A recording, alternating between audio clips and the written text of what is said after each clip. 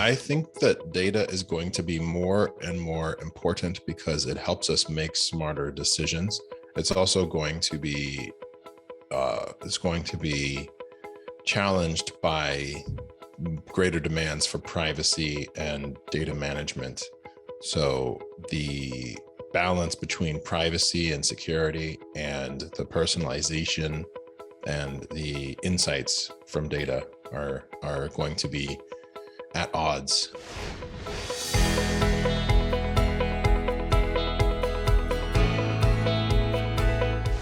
My journey began in India when I was living in Bangalore, and I was doing freelance reporting about emerging technologies such as teleeducation, distance education for people who were living in remote villages, and they could use their mobile phone to be able to access education from anywhere in the world, or composting toilets, or just very basic life stuff that was really convenient, because then I was hired by a publishing house in New York City, and I came to San Francisco to cover sustainable transportation and climate tech back in 2010.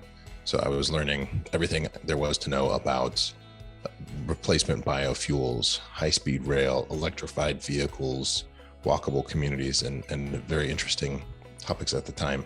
That then led me to work for the Next Web and eventually VentureBeat. I was covering venture capital, mobile technology, and when that position ended, I started my own firm, Moonshot. Prior to all of that, I was actually at Columbia Journalism School, and I got my master's at Columbia Journalism School. So my journey is a long one in communications.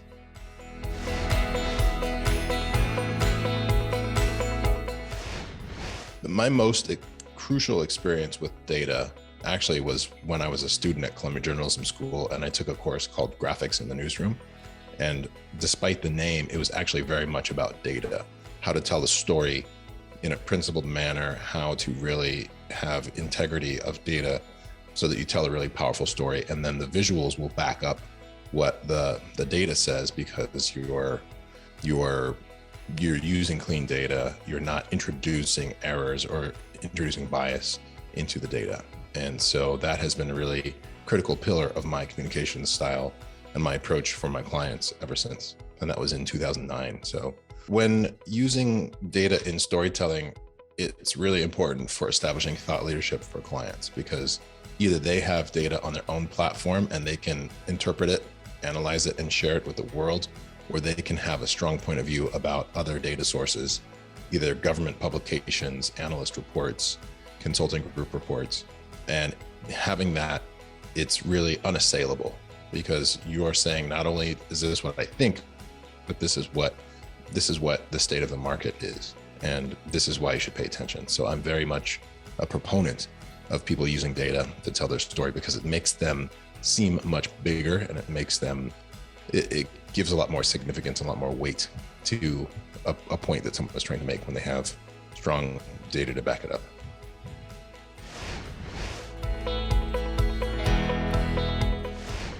Data is really essential for establishing credibility. And there's a few key groups that need to be persuaded, if you will. Generally, it's the buying public. So when you have a lot of different choices to make, a lot of different competing solutions, the solution that can show you the data that's important to you, then that builds credibility and that builds trust. Then there are employees and recruits. If you're growing an organization, then you want to know that the founding team, the CEO, understands the broader landscape and the bigger picture. And so data can really be helpful in terms of making sure that you're joining an organization with a person who has their finger on the pulse. And then the investor wants to know that the data is real, that there's the team building a solution is keeping track of all of the right metrics. The buying audience of a company, the recruits of a company, and the potential investors of a company. And so data has a different role to play, but it's very important to the credibility and trustworthiness of an organization in the eyes of those three stakeholders. And so those are the three audiences that I serve.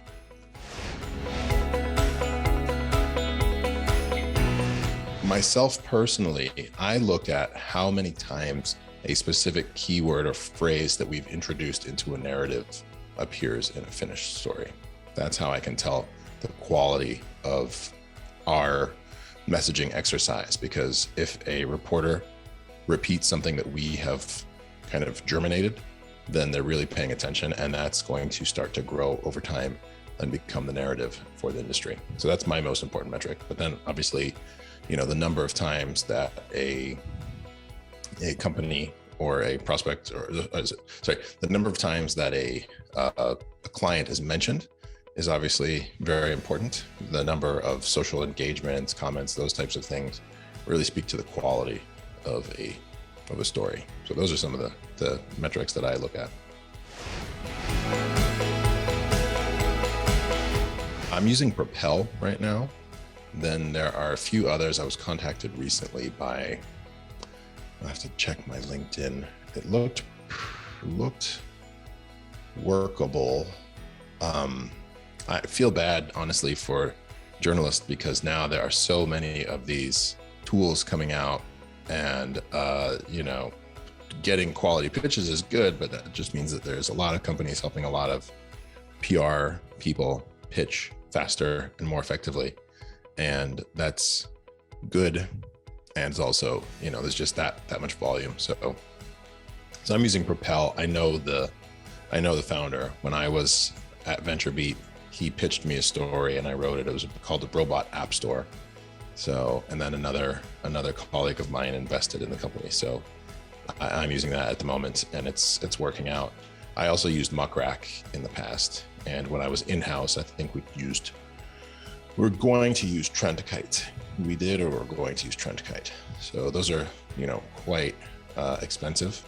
And so it is interesting to see that the price has been brought down significantly for these.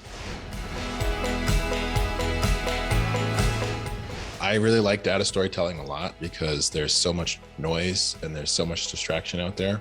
So a storyteller who uses data well will never be short of work.